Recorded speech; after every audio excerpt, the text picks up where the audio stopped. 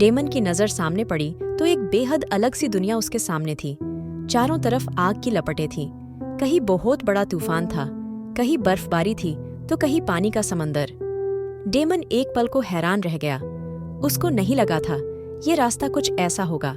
Daemon बस इस सोच में था, आखिर जब से वो आया महारानी क्रिस्टन ने क्यों उसको इस दुनिया के बारे में नहीं बताया। डेमन ने जैसे ही कदम आगे बढ़ाया तभी एक आवाज उसके कानों में गूंजी, तो आ गए तुम। मुझे पता था वैम्पायर लोक का राजा अपनी रानी को बचाने जरूर आएगा, लेकिन क्या करें, जिस रास्ते पे तुम आए हो ये इतना भी आसान नहीं है जितना तुम समझ रहे हो। जानते हो क्यों? डेमन गुस्से से बोला, कौन हो तुम और तुम्हें कैसे पता मैं यहां क्यों आया हूं? क्या काम है तुम्हें मुझसे? डेमन की आवाज सुन के वो आदमी हंसते हुए बोला, मैं दुश्मनों का दुश्मन, दोस्तों का दोस्त वैम्पायर लोक के राजा का ये गुलाम दिल से स्वागत करता है। मुझे कोई नहीं देख सकता, लेकिन मेरी आवाज इस अजीब सी दुनिया में कैद है। मैं सब आने वाले की मदद करता हूँ, आगे का रास्ता बता के। लेकिन मेरे भी कुछ नियम हैं और वो नियम हर किसी को मानने पड़ते हैं। तुमसे पहले जो यहाँ से गए हैं वो काली दुनिया के मालिक थे, उनको सब पता था, इसलिए मैं चाह के भी नहीं रोक सका। लेकिन तुम्हें कुछ नहीं पता, इसलिए तुम्हें बताना चाहता हूँ। जैसा यहाँ दिखता है वैसा यहाँ है नहीं, और जैसे है वो दिखेगा नहीं। डेमन आवाज सुन के गुस्से से बोला, क्या बकवास है यह? और तुम मेरी मदद क्यों कर रहे हो? कोई बिना किसी मतलब के किसी की मदद नहीं करता। तुम्हारा क्या मतलब है? वो आदमी शांति से बोला, जान लेना, सब जान लेना। बहुत समय मिलेगा जानने का, लेकिन पहले रानी को बचाओ, क्योंकि रानी खतरे में है। डेमन कुछ सोचते हुए बोला, कैसा नहीं दिखता और क्या है? वो आदमी हंसते हुए बोला, ये देखो। उसके इतना कहते ही सामने से एक आदमी चल के जाने लगा। डेमन हैरानी से बोला, ये कौन है? डेमन की बात सुन के वो आदमी फिर से हंसने लगा और हंसते हुए बोला, देख तो लो प्रिंस, मैंने अभी अभी बोला था यहाँ जो दिखता है वैसा होता नहीं। उस आदमी के इतना कहते ही अचानक से वो आदमी आग में कूद गया, लेकिन आग में कूद के वो जला नहीं था बल्कि डूब गया था। डेमन कुछ सोचते हुए बोला, ये क्या है? डेमन के बोलते ही वो आदमी एकदम नॉर्मल तरीके से बोला, मैंने कहा था प्रिंस, यहाँ जो दिखता है वो होता नहीं और जो होता है वो दिखता नहीं। डेमन कुछ सोचते हुए बोला, मतलब कि ये समंदर आग है और आग समंदर है? मतलब ये बारिश नहीं बर्फ है और बर्फ बारिश है? वो आदमी हंसते हुए बोला, अब समझे ना प्रिंस। डेमन की आंखों में चमक थी। डेमन धीरे से बोला, थैंक यू सो मच मेरी मदद करने के लिए, लेकिन तुमने बताया नहीं तुम्हारी शर्त क्या थी? डेमन की बात सुन के वो आदमी हंसते हुए बोला, प्रिंस, आपको इसका जवाब जरूर मिलेगा, लेकिन फिलहाल के लिए आप एक काम करिए, प्रिंसेस को बचाइए, वरना वैम्पायर लोग खतरे में आ जाएगा। उस आदमी की बात सुन के डेमन ने हाँ में सर हिलाया और कुछ सोचते हुए बोला, लेकिन एक बात और याद रखना, कोई भी नाजायज बात पूरी नहीं होगी, कोई भी नहीं। डेमन की बात पे वो आदमी शांत रहा। डेमन आगे बढ़ने लगा था। डेमन ने सबसे पहले शुरुआत समंदर से करी थी। डेमन ने आसपास देखा तो काफी सारी लकड़ियां पड़ी थीं। डेमन ने साइड में पड़ी लकड़ी उठाई और जैसे ही फेंकी, लकड़ी पूरी जल गई। डेमन खुद से ही बोला, नाइस, इम्प्रेसिव, ये तो कुछ अलग ही लेवल की दुनिया है। डेमन ने साइड पे पड़ा बड़ा पत्थर उठाया और उसको उठा के उस समंदर में फेंका तो पत्थर ना डूबा था ना कुछ हुआ था। डेमन जल्दी से उस पत्थर पे चढ़ गया और ऐसे ही करके पूरा रास्ता पार हो गया था। डेमन ने वो पत्थर फेंक दिया और अब सामने देखा जहां बर्फ की बारिश हो रही थी।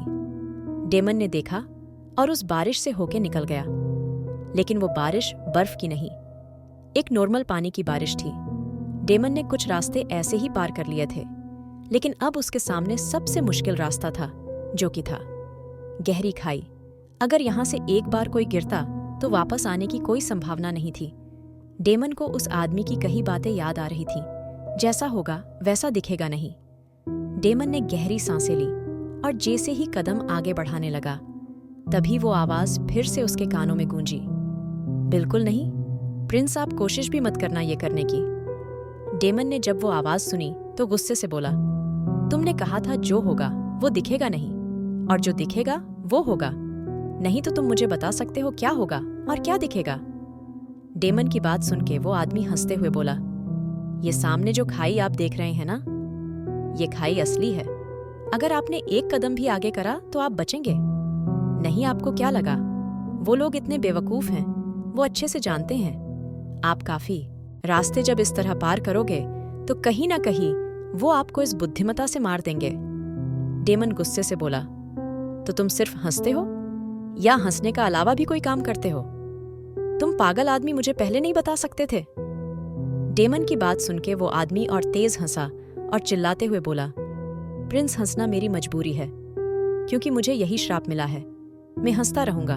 और दूसरी बात यह है जो सबसे अहम है, मैं आपको आने वाले खतरों के बारे में पहले से नहीं बता सकता क्योंकि ये नियम के खिलाफ होगा। आपको वक्त वक्त पे मैं सब बताता रहूंगा, लेकिन फिलहाल आप अपना दिमाग लगाइए। आप इस जगह को कैसे पार करोगे? डेमन कुछ सोचते हुए बोला, मेरी रूही के लिए मैं सब करूंगा। ये कहते हुए डेमन उसे गहरी खाई को देखने लगा। डेमन इस सोच में गुम था, अब इस गहरी खाई को कैसे पार करेगा। वहीं दूसरी तरफ निया अपने कमरे में बैठी थी जब अचानक ही उसको एहसास हुआ कोई उसको तेज नजरों से घूर रहा था। निया टाइगर को देखे बिना बोली, ये मुझे भूखे भेड़िए की तरह देखना बंद करो। निया की बात सुन के टाइगर निया को घूरते हुए बोला, बकवास मत करो। तुम और तुमने उसे बंदरिया के सामने मुझे बंदर क्यों बोला? निया बेड से उठते हुए बोली, क्योंकि तुम हो बंदर और उसके सामने मैं तुम्हें बंदर ही बोलूंगी ना। उसके सामने क्या, पूरी दुनिया के सामने बंदर ही बोलूंगी। टाइगर ने निया को देखा और एक पल में उसका हाथ पकड़ के अपने पास खींच लिया। निया संभल नहीं पाई और टाइगर के सीने से जा लगी। निया जैसे ही टाइगर से दूर होने लगी, तभी एकदम टाइगर ने उसको फिर से अपने करीब खींचा और दोनों के होंठ जुड़ गए। निया लगातार टाइगर के सीने पे मुक्के मार रही थी, लेकिन टाइगर पे असर ही कहाँ हो रहा था। अभी दोनों अपनी किस में उलझे हुए थे जब अचानक ही किसी ने कमरे का दरवाजे खोला। क्या डेमन ढूंढ पाएगा अपनी रूही को? क्या रूही बन पाएगी वैम्पायर लोक की रानी? आखिर कैसे संभालेगा डेमन सब? टाइगर ने सामने देखा तो सारा गुस्से से उसको घूर रही थी। टाइगर ने सारा को देखा और नफरत से बोला, तुम्हें तमीज नहीं है? किसी के कमरे में बिना नॉक किए जाते हैं, खासकर किसी कपल के कमरे में। टाइगर की बात सुनके सारा गुस्से से बोली, देखो टाइगर, तुम बार बार मुझे इस लड़की के सामने बेइज्जत मत करो, वरना मेरा दिमाग फिरा ना तो तुम्हारी ये माशूका यही खत्म होगी।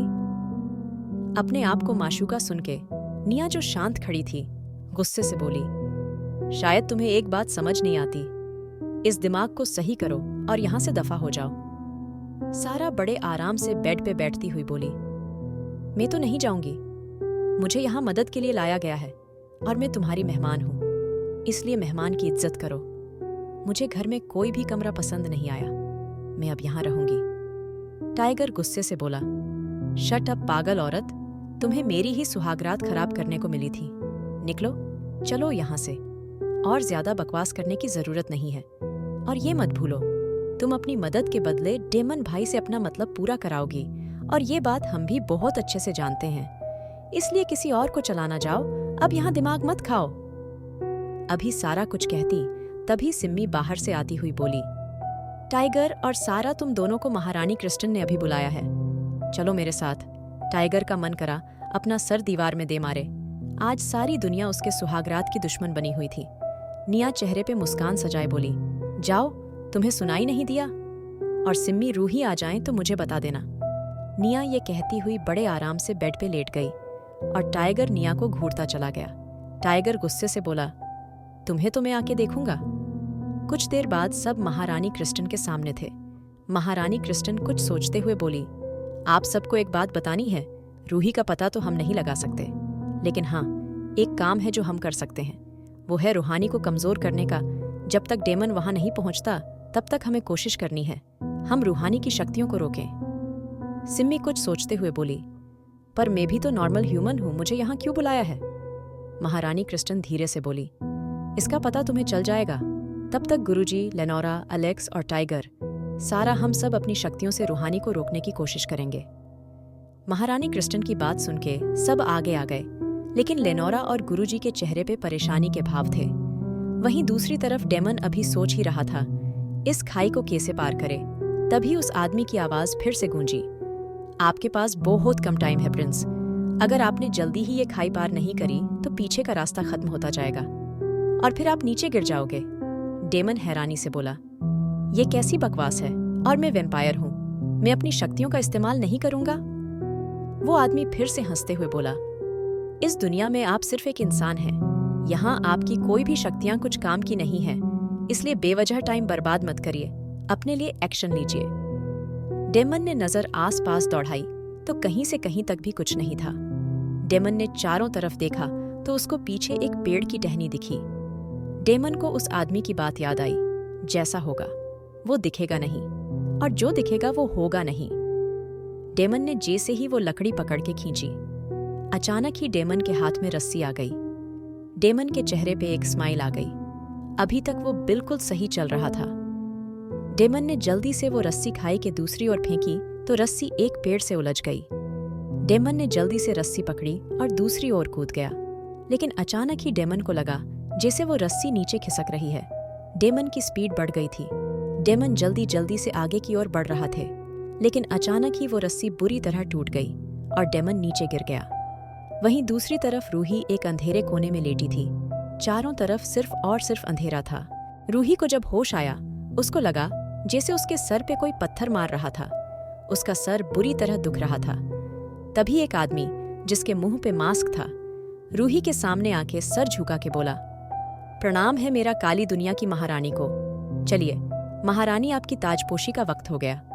रूही गुस्से से बोली, दिमाग सही भी है तुम्हारा? कौन सी ताजपोशी? कौन सी रानी?